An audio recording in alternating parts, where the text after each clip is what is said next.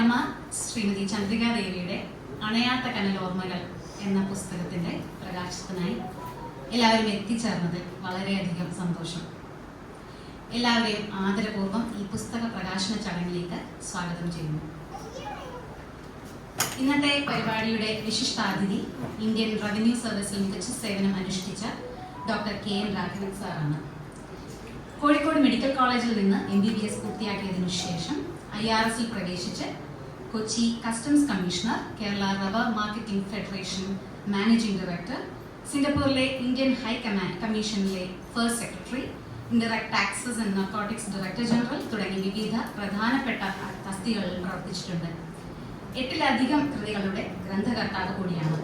ഇതിൽ rubber board, മിഥ്യയും യാഥാർത്ഥ്യവും എന്ന കൃതി, അമ്മ സേവനമനുഷ്ഠിച്ച റബ്ബർ ബോർഡിന്റെ എക്സിക്യൂട്ടീവ് ഡയറക്ടർ, ചെയർമാൻ എന്നീ പദവികൾ ഇരിക്കുമ്പോൾ ഉള്ള അനുഭവങ്ങളെക്കുറിച്ച് എഴുതിയതാണ്.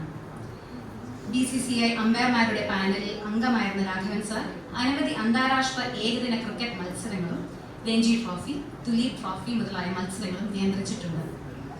പുസ്തക പ്രകാശനത്തിന് കൊച്ചിയിൽ നിന്നെത്തിയ ഡോക്ടർ KN രാഘവൻ IRSനെ ബഹുമാന പുരസ്കാരം സ്വാഗതം ചെയ്യുന്നു.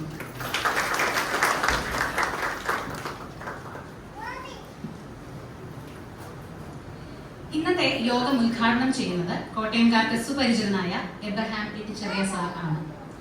കഴിഞ്ഞ 43 വർഷമായി കോട്ടയം പബ്ലിക് ലൈബ്രറിയുടെ പ്രസിഡന്റ് സ്ഥാനം വഹിക്കുന്നു. കൂടാതെ ജവഹർ ബാലഭവന്റെ ചെയർമാൻ കൂടിയാണ്. YMCA, Ramavarma union club, Kottayam arts society, ജില്ലാ സ്പോർട്സ് കൗൺസിൽ എന്നിവിടങ്ങളിലും പ്രസിഡന്റായി സേവനമനുഷ്ഠിച്ചിട്ടുണ്ട്. ഓർമ്മകളുടെ സിന്ദൂരച്ചെപ്പ് തുറന്നപ്പോൾ എന്ന കൃതിയുടെ ഗ്രന്ഥകർത്താവ് കൂടിയായ ശ്രീ എബ്രഹാം ഇട്ടിച്ചെറിയെ ബഹുമാന പുരസ്കാരം സ്വാഗതം ചെയ്യുന്നു.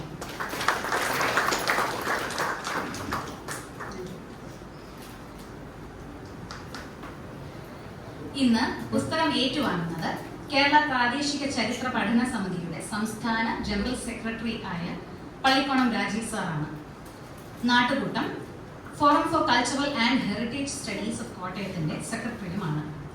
നാട്ടുകൂട്ടത്തിന്റെ നേതൃത്വത്തിൽ നടത്തുന്ന പുരാവസ്തു പ്രദർശനങ്ങൾ, സെമിനാറുകൾ, ചരിത്ര പഠന യാത്രകൾ തുടങ്ങിയ പ്രവർത്തനങ്ങൾക്ക് നേതൃത്വം നൽകുന്നു. മലയാള മനോരമയുടെ കുട്ടികളുടെ പ്രസിദ്ധീകരണമായ ബാലരമയുടെ സീനിയർ ഡിസൈനറായി 28 വർഷമായി സേവനമനുഷ്ഠിക്കുന്നു. പ്രാദേശിക ചരിത്രകാരൻ, പരിസ്ഥിതി പ്രവർത്തകൻ, ചിത്രകാരൻ, സംഗീതജ്ഞൻ എന്നീ നിലകളിൽ അറിയപ്പെടുന്ന ശ്രീ പള്ളിക്കോണം രാജീവിനെ ഹാർദവമായി സ്വാഗതം ചെയ്യുന്നു.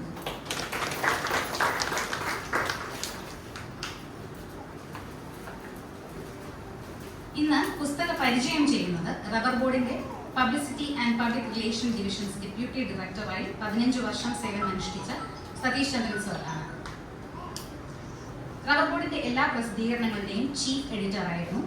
കാഞ്ഞിരപ്പള്ളി റബ്ബേഴ്സ് ലിമിറ്റഡ് എന്ന റബ്ബർ ബോർഡ് ഓൺ കമ്പനിയുടെ ചെയർമാനും ഇന്ത്യ റബ്ബർ മീറ്റ് ഫോറത്തിന്റെ സെക്രട്ടറിയും ആയിരുന്നു.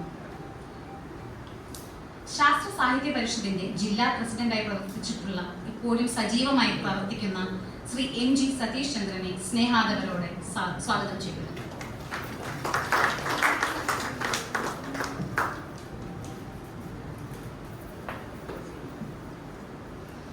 ഈ ചടങ്ങിന്റെ അധ്യക്ഷപദം അലങ്കരിക്കുന്നത് എന്റെ അമ്മാവൻ ശ്രീ ശശിധരനാണ്.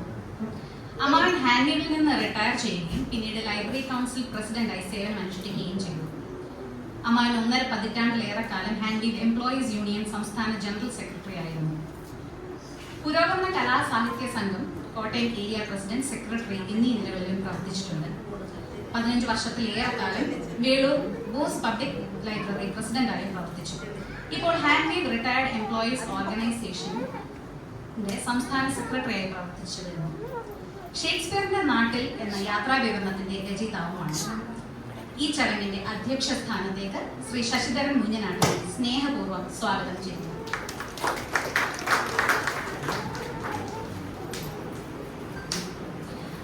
ആശംസകൾ നേരുക എന്ന ദൗത്യം നിർവഹിക്കുന്നത് എന്റെ പേരമ്മ, അച്ഛന്റെ ചേട്ടന്റെ ഭാര്യ ടി പാർവതി അമ്മയാണ്. പേരമ്മ retired higher secondary school principal ആണ്. റിട്ടയർമെന്റിന് ശേഷം ആധ്യാത്മിക പാതയിൽ സഞ്ചരിച്ചുകൊണ്ടിരിക്കുന്നു. ഇപ്പോൾ ചിന്മയ മിഷൻ സെക്രട്ടറി ആയ ശ്രീ ടി പാർവതി അമ്മയെ സ്നേഹപൂർവ്വം സ്വാഗതം ചെയ്യുന്നു.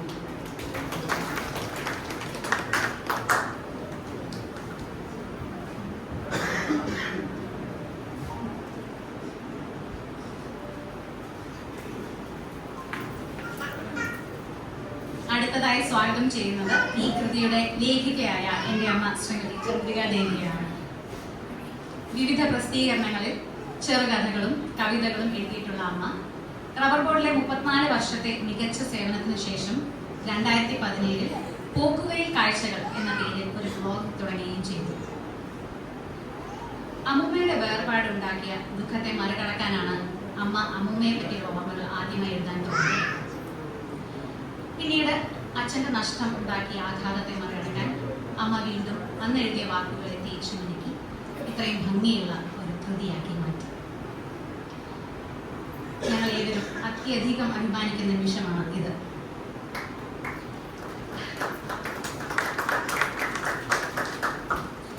ഇന്നത്തെ ഈ ചടങ്ങിൽ അമ്മുമ്മയുടെയും അച്ഛൻ്റെയും അദൃശ്യ സാന്നിധ്യം ഞാൻ അറിയുന്നു. ഇന്നത്തെ ദിവസത്തിന് ഒരു പ്രത്യേകത കൂടിയുണ്ട്. ഇന്ന് അച്ഛൻ്റെ 70ാം ജന്മദിനമാണ്. ഇന്നിവിടെ ഒത്തുചേർന്നിരിക്കുന്ന എല്ലാവരെയും ഒരിക്കൽ കൂടി സ്വാഗതം ചെയ്തുകൊണ്ട് യോഗ നടപടിയിലേക്ക് അധ്യക്ഷനെ ക്ഷണിക്കുന്നു.